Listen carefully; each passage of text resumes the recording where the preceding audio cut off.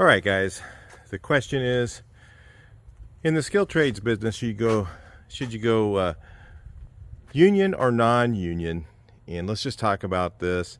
I have no objections to either one. If you want to do union, that's fine. I've been a non-union guy my whole life. I've known several union guys, and I hear stuff from them. And I've also been on job sites where it was primarily union guys, and they all have their opinions about guys that are non-union.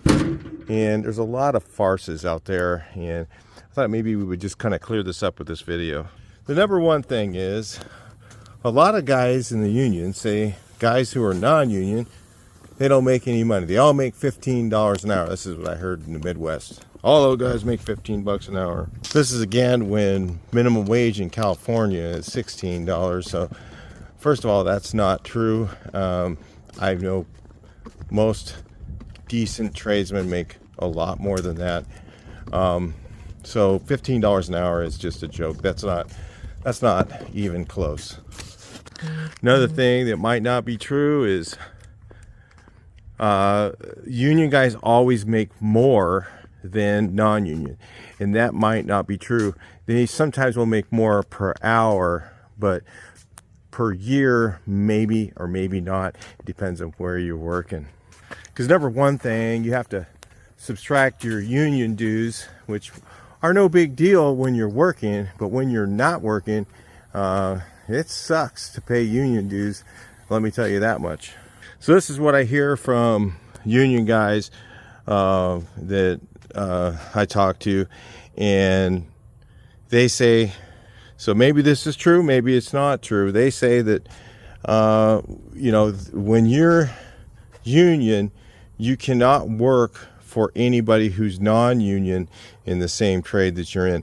I don't know, maybe you could work for somebody else if they were non-union and you work in a different trade. I don't know. You guys can comment that below. But apparently when you're union, so let's say you're a union plumber and you don't have any work because the guy you're working for is, whatever, his contracts are up or whatever, he doesn't have anything, and you wanted to go work for a non-union plumber temporarily until the union work picked up again. Apparently you can't do that without, you would be in subject of losing your union benefits and your union contract and all that other stuff. So something to keep in mind, really what it depends on is who you're working for and do they have consistent work in your trade. Because regardless of whether it's union or non-union, if you don't have any work, or you're working some seasonal, like you're working for 3 or 4 or 5 months or whatever, and then you're off for 2 months, and you're off for working for 3 or 4 or 5 months, and you're off for 2 months, that takes a lot out of your income. So those are things to consider. Now, in the skilled trade business, I happen to be in the painting business. People go, oh, well, that's not skilled trade. Well, okay.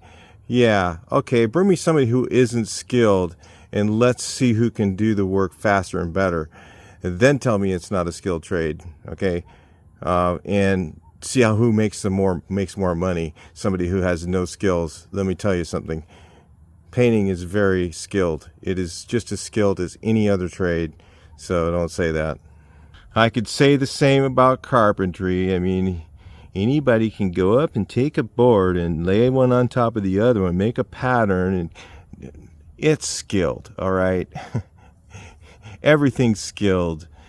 Measuring, cutting, plumbing. If anybody said anything's not skilled, you could say plumbing's not skilled.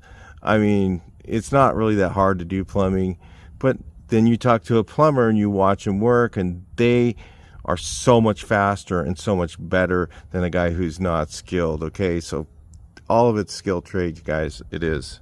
Guys who just got out of prison or become skilled tradesmen. Yeah, right. No, it takes time. You got to learn it. So anyway, back to this video. The thing that I was going to say is, so union versus non-union. One of the good things about the union is you make a higher wage a lot of times. It's not all the time, but a lot of times you do. If you're not in the union, you get paid usually based on how much you produce. So if you're a producer, if you can do whatever it is you do, if it's plumbing, painting, carpentry, and you're faster than 2 or 3 guys that are in next to you, and you can just bury everybody around you, you're going to make way more money as a non-union guy. And as a union guy, it's pretty frustrating when you're carrying 4 other guys and you can work faster and better than those other 4 guys do, and they're getting paid the same as you. It makes people kind of upset sometimes. So if you're that kind of person, you're probably better off being non-union. You're probably going to end up making more money because you're going to end up becoming your own contractor. The thing is, when you're that kind of person, you're creating value, because if you can outproduce your wage and greatly outproduce your wage, do more. Let's say your boss bids out 3 bedrooms to be painted and you can paint out 8 in one day for your wage, and he figured 3 would make it. You're valuable, okay? And that's the only way you're going to be valuable in the skilled trade business when you're not union. So a union guy, if he can do his 2 bedrooms a day or whatever, if he was doing houses, which they don't usually, but if he could do his 2 bedrooms a day and, shows up and does his thing, then, if you're that kind of guy, then maybe that's the way to go for you. And I'm not saying that all union guys don't work. I've been with guys who really haul ass that are union guys, and I'm like going, wow, dude, you could probably make so much more money if you were not union. You could, outproduce your wage so much more and then become your own boss and do your own thing. But what happens is they're stuck there because once you go one direction, you can't go the other. So, if you're stuck there, you're just going to have to do it, because you're going to lose your union benefits. You're going to lose all that stuff. If you figure it out early, let's say you're in it 2 years and you figure out early that, there just isn't enough work in my trade in the union, and a lot of stuff's going non-union, then, maybe a good idea just to get out of the union and go independent. Yeah. It just depends. It's based on how much work there is, because let's say if there's tons of, let's say you're in a union job and you're working in refineries, okay, and you're an electrician and you're working in a refinery and there's constant work. You're going to show up every day. You're getting your hourly wages. It's damn good money, and there's tons and tons of consistent work. You're never laid off. Because it's just never ending. Okay, as soon as they get done with one project, they're on to another. There's repairs going on. You're constantly working. Then that's when union is worth it. But if you're working, if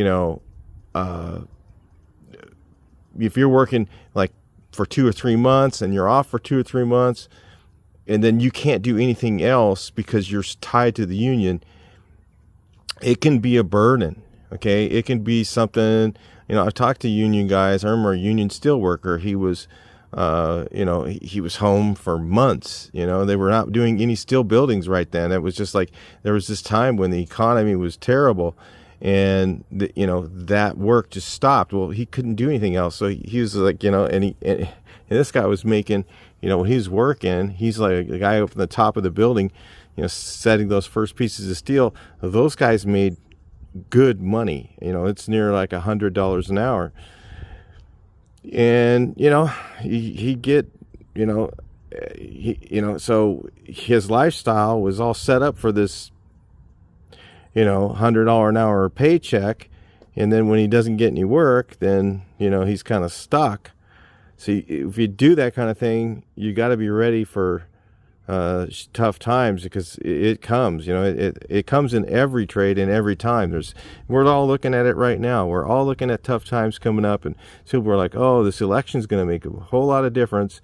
Because if one person gets in, I tell you right now, things are going to slow down and they aren't going to come back on. If another person gets in, it's going to slow down. It's still going to slow down, but things will start to come back up. One person knows how to run an economy. Another person doesn't. So comment below about that, who that might be. So it's going to affect you whether you're union or you're non-union, guys. Somebody go, well, one stands up for the union, one doesn't. It doesn't matter if the economy goes flat, there's no work, okay? If the economy goes flat, it doesn't matter if you're in the union, out of the union, working at the dollar store, it doesn't matter. You're out of work, okay? So, and that's just realities. So the benefits of the union, you got all the retirement benefits, you got a lot of those cool things, you got a higher wage. The downfall is that you might have a lot of times when there is no work, when there just isn't anything, when you're in the and you can't do anything else, like when you're independent. Let's say you're a painter and you're doing track work and you're busy just making money doing track work because it's whatever. It's good. I've never done tracks. I've never done new construction.